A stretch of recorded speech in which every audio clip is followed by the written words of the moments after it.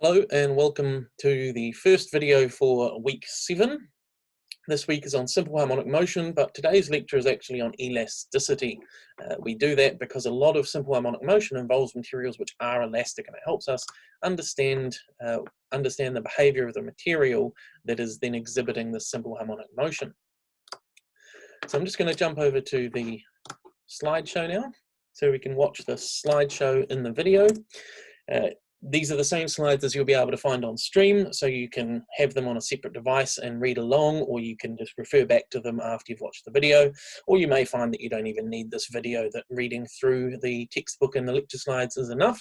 So don't feel obliged to continue watching if you feel like you understand everything, but obviously you can use this to come back to if you're not certain about some of the topics. Just come back and find the location and watch what I have to say, because I will expand slightly on what's in these on this lecture slides. So these videos, I'm going to make several for each lecture. I'm not just going to record one long video. Today I'm going to cover, in this first video, I'm going to cover the first few of these bullet points, and then the last couple will be in the next video. So this video, what we're going to look at is Hooke's law, the different stages of deformation, proportional and elastic limits, look at Young's modulus, and then we're going to finish up by looking at stress and strain of an object.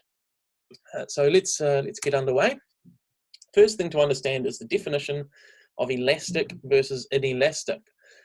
You're probably already familiar with the term elastic. It's used quite a lot every day to refer to things that stretch and then revert back to how they were, and that's what it means. So it's a material that will be deformed by the application of force, and then it will return to its original shape when you remove it. So elastic bands or rubber bands, you stretch them, let them go, they go back to where they were. There's elastic in a lot of clothing, and other materials use elastic in them so that they return to the shape they were in to start with. Inelastic is just things that don't do that. So you apply a force, you deform it, and then it stays how you deformed it, right? That's permanent deformation. That's an inelastic material. So just an image here to show standard, what we already know. Stretching a rubber band, if you apply more force, in this photograph we're adding some extra mass to our hanging mass, which means we've got a larger weight force. So we're applying more force to the rubber band, and we see that it stretches further. The rubber band becomes longer. So the rubber band is being deformed. In this case, it's just a length deformation. It's just stretching the length. You will often find that rubber bands get a bit narrower as they get longer. So they'll get longer, they'll get a bit narrower because there's still the same amount of material in that rubber band, and it's now got to be over a longer space. So it's going to get a bit thinner in order to allow for that extra length. We usually call this an elongation. It gets longer, it's an elongation. So hopefully no confusion around that terminology.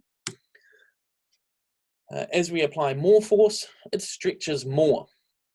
And now the thing is that with elastic objects, this change in length is actually linearly proportional to the force applied. If we apply 1 Newton to this rubber band, it'll stretch a certain amount. If we apply another 1 Newton, it'll stretch that same amount. So in the photograph here, it became 2.3 centimeters longer. When we added 1 Newton, we went from 0.5 to 1.5.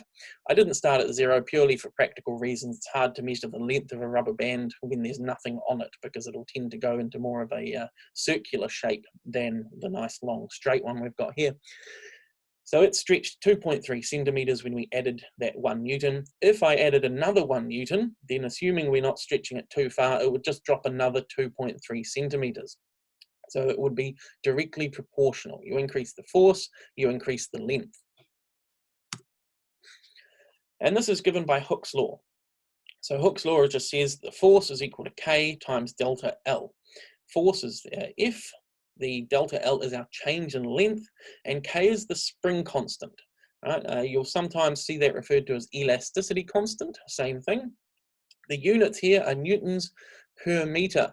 You should be able to figure those out simply because we've got newtons on the left with our force, and we've got meters in the change in length. So therefore K has to cancel out that meters and bring in a newtons for that equation to balance in terms of units. So spring constant is newtons per meter. Now this is a thing that trips some people up.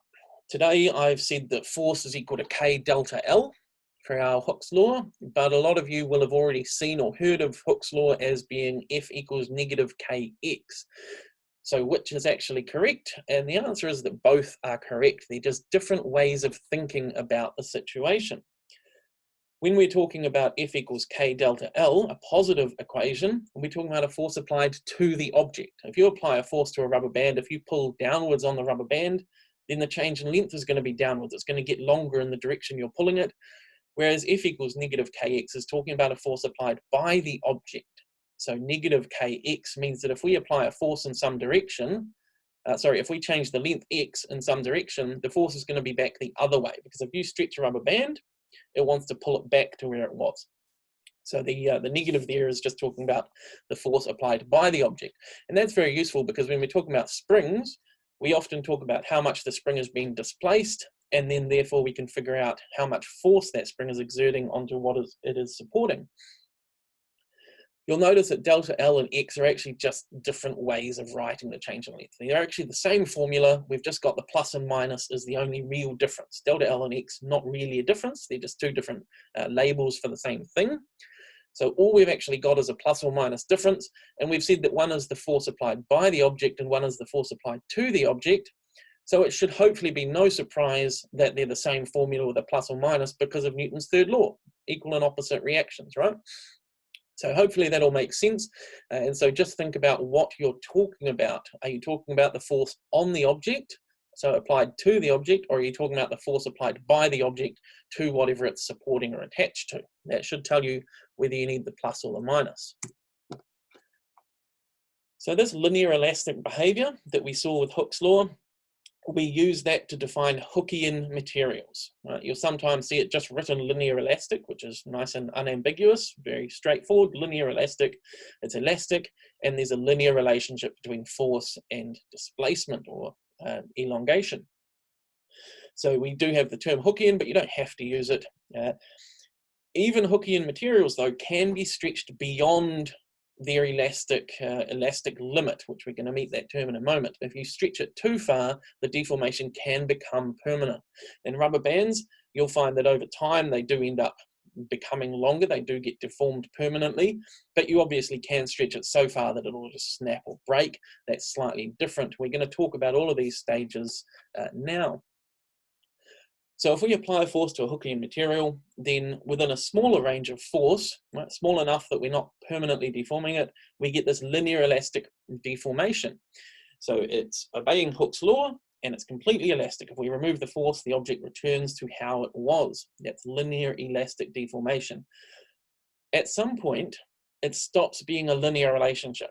The material can still be elastic, but it'll stop being linear, and we get this deformation that'll still return, but we're not getting Hooke's law anymore. So there'll be a point where Hooke's law stops being true. We've extended the rubber band or whatever object we're looking at too far, and Hooke's law stops being true. We don't get this linear relationship anymore.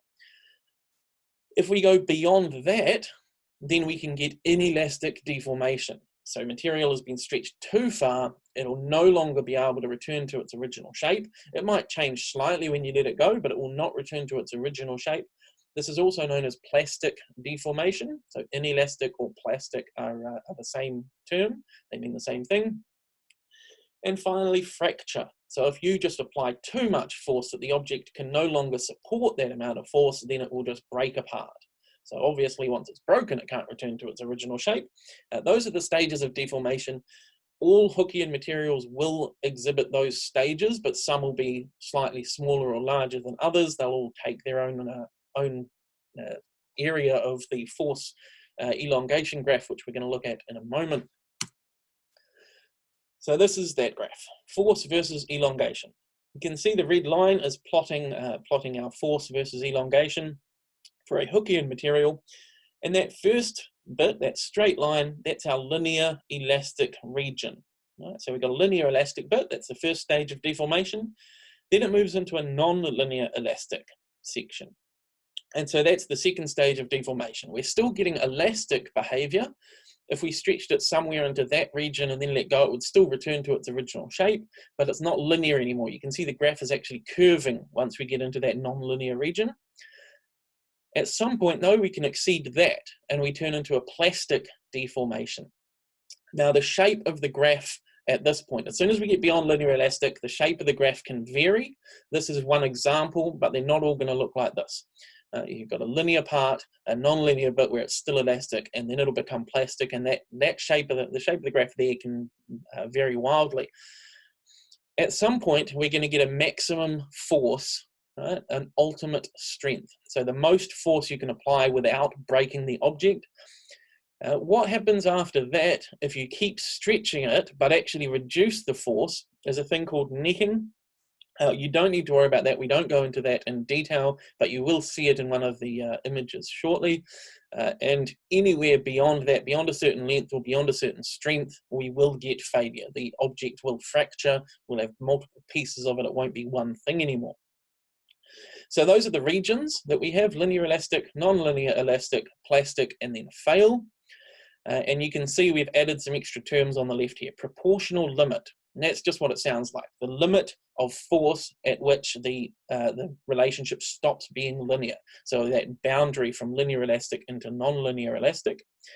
The elastic limit, again, what it sounds like, it's where the material will stop being elastic. So enough force that we have moved into plastic deformation. And ultimate strength, I've already mentioned, it's the most force that the object can withstand before failure. So you need to be able to identify the different parts of these sorts of graphs. You want to understand what all the terms on this graph mean. As I said, apart from necking, you don't need to worry too much about that, although I will mention it briefly soon. But you do want to be able to identify and understand all of those terms. In order to determine these values, we have to do testing. We can't just go and calculate it without having got some values first from experiment. And tensile testing is the way that we do that for different materials. It's specialized equipment. We take a piece of some kind of material, the kind of material we're interested in, we make it into a specific shape that fits into this machine. As you can see here, this example used a threaded end, both ends threaded. It gets installed into the machine, and then the machine pulls it.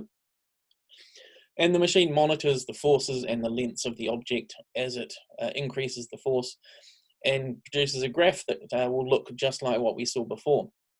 So you can see the unbroken or new piece of material at the top of that image. That's just the original length there. As the force was applied, it got stretched out, and you can see the broken test piece at the bottom. At a certain point, it would have still been a nice straight cylinder, and that would have been the material approaching its non-linear elastic region, moving into the plastic deformation. It would have then started to stretch more and thin out. And just before failure, you see that it narrows right at that break point. That narrowing is the thing that we call necking. So overall, the whole thing had been stretching. It had been getting thinner all along the shaft of that test piece. And then at some point, one specific region starts to give way more than the rest, and that'll just narrow out even more and stretch even more. And that's the necking that we're referring to. And it happens just before it breaks. And when that happens, you can actually then reduce the force, but because that bit is narrowed and it's become weaker, it will still stretch even as you reduce the force, which is why you see that force elongation graph start to decline again. As I said, don't need to worry too much about that. Be aware of it as useful, but what we're worried about with most of the problems in this region is actually just the linear elastic and occasionally non-linear elastic. But all our equations will use Hooke's law, which is the linear elastic region, so that first little region. Different materials behave differently when they are placed under tension, but Hookean materials will go through roughly the same stages. So I already mentioned that they will all follow those same steps, but they may have different amounts. It might spend longer in the linear elastic region, might have barely any non-linear elastic region, and then go straight into plastic. Or it may even go pretty quickly into its failure, into its necking and failure. So different materials will have very different graphs. But if they are Hookean, they will all start with a nice linear section to start with. And that's the bit that, as I said, we'll have equations for and we will be interested in. You may also see very different shaped graphs, which are not Hookean or have other characteristics. I'm just going to change to my document camera and just sketch one quickly. So one example that you might see occasionally is you've got your delta L and you've got your force. And what you might see is that you get a linear region, a linear elastic as it goes up. Then you might see that it immediately drops off for a bit and then changes around before ultimately failing. So sometimes you'll see this little drop here. Again, you don't need to worry too much about that because we're just worried about this. So I purely drew that out of interest. You may see graphs like that occasionally, but we are still only concerned with this section here, with this linear elastic region.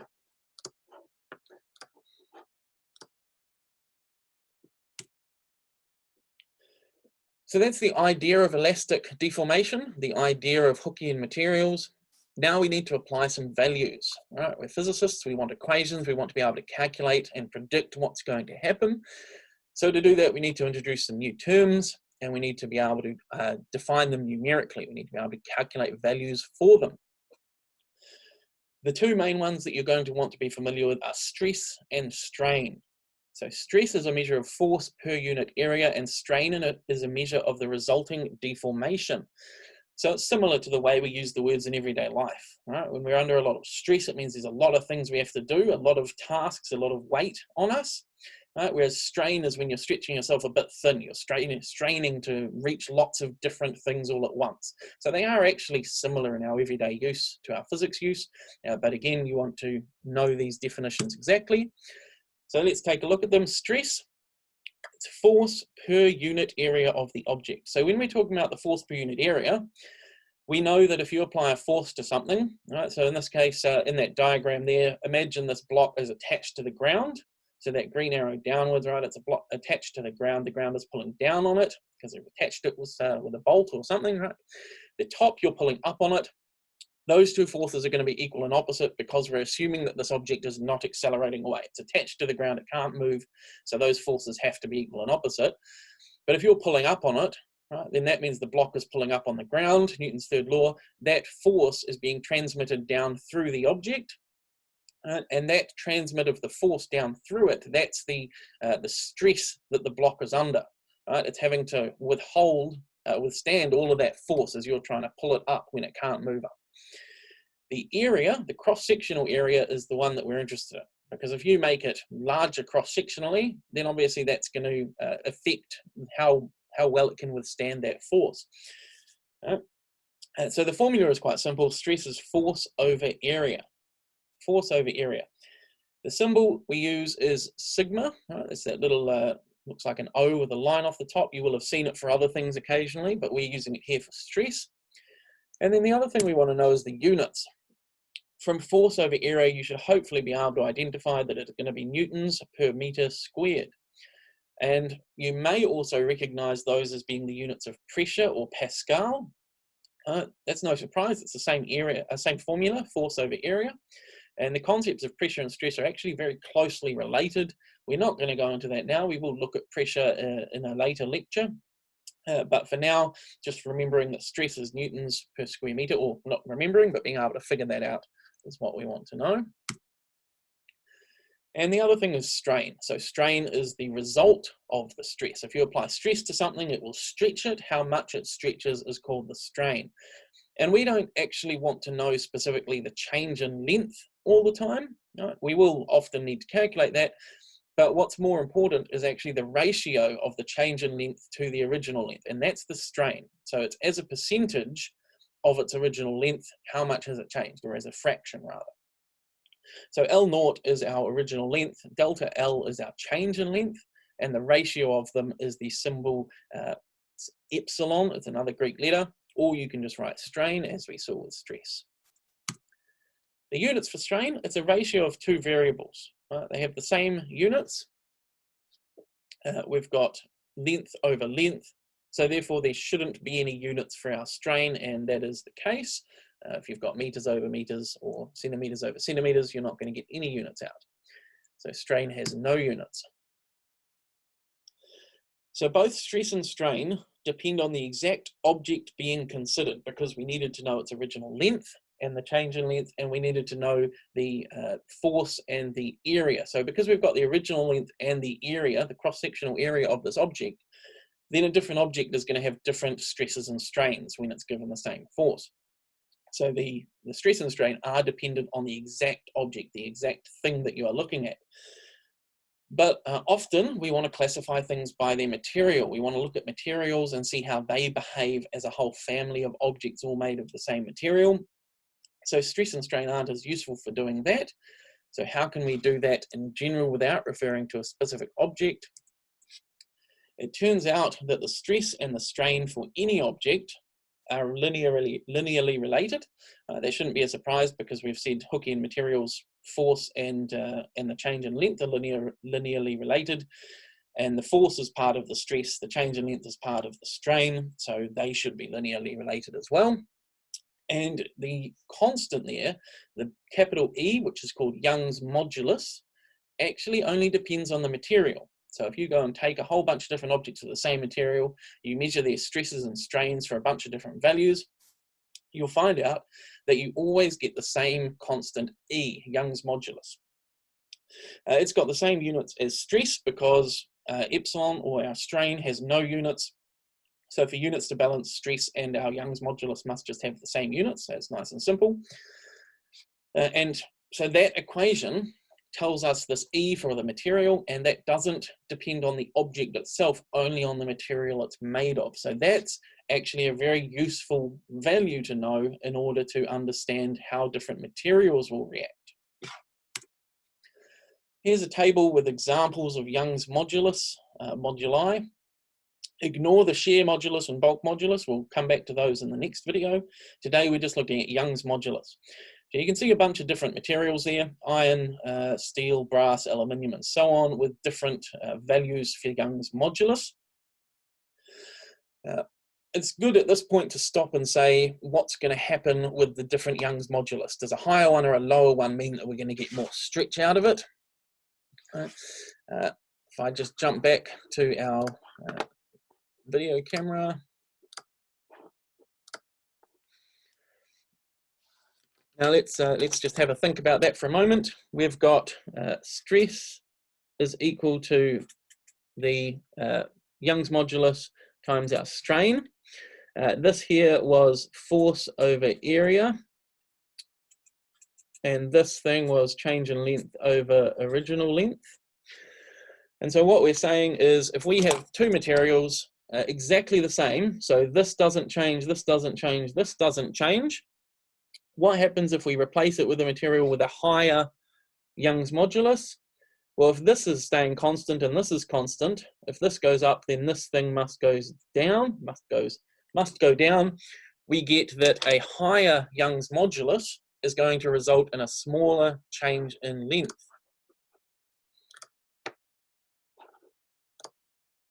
So looking at this equation again, sigma equals E epsilon, or stress is equal to Young's modulus times strain. If we have a higher Young's modulus, we're going to get a smaller change in length. So a higher Young's modulus means that it will change in length less for a given force. So if we look at this table again, we can see that steel would change the least, iron and brass would change they'd extend slightly more, but still not a huge amount, well, twice as far, but you can see there are other ones that will extend a lot further. Right down to wood, perpendicular to the grain, it's got the lowest Young's modulus on that table, so it would have the greatest change in length as a ratio of its original length, with nylon being a bit less change in length, but still much greater than steel and cast iron. And that makes sense. If you apply the same amount of force to a block of nylon, which is the same dimensions as a block of steel, you'd expect the nylon to move a lot more than you would the steel. Right, so we have that sort of this just idea that would happen, and these numbers align with that. So it's good to remember that relationship between the Young's modulus and what you expect to happen. That's useful because, as you'll find when I'm doing my examples, it's always good to think about it at the start and get an idea of what's going to happen, make some kind of rough prediction before you do the calculation, get a value, and then think back. So if you did a calculation and found that the nylon stretched less than the steel, you might stop and say, hold on, that's not what I expected. You can go back and you can work through and figure out where you went wrong. So let's go back to Hooke's law. For Hooke's law, we had F equals K delta L. We've just met stress and strain. Stress we can rearrange to be force equals stress times area.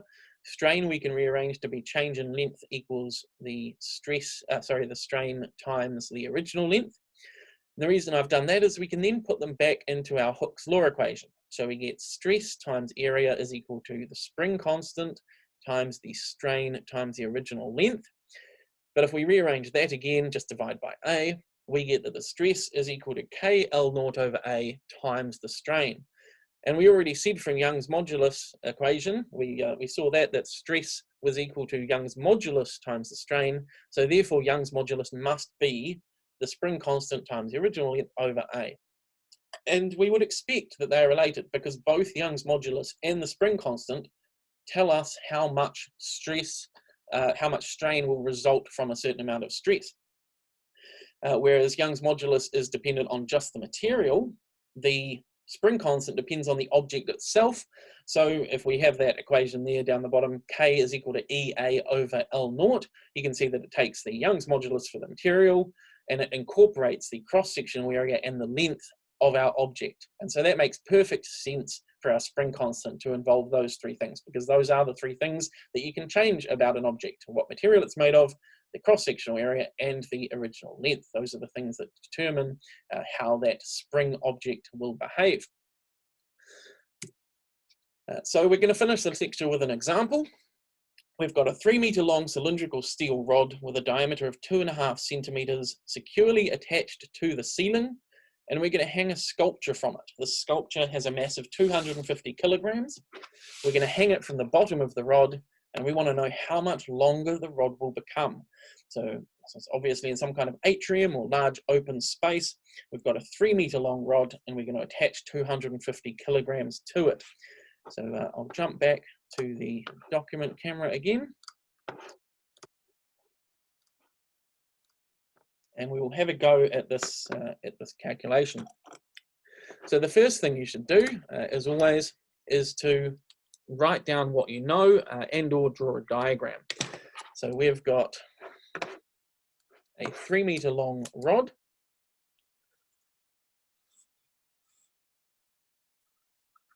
Right, 3 meters long. We are going to apply a force of whatever the weight force of our object is. Right, and that's just going to be mg. And we know the mass is 250 kilograms times 9.8. That gives us a weight force, hopefully you've all got calculators, of 2,450 newtons.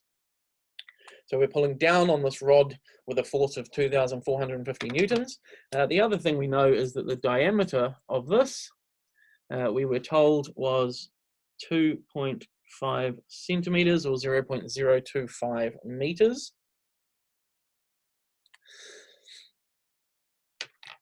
That's what we've been told.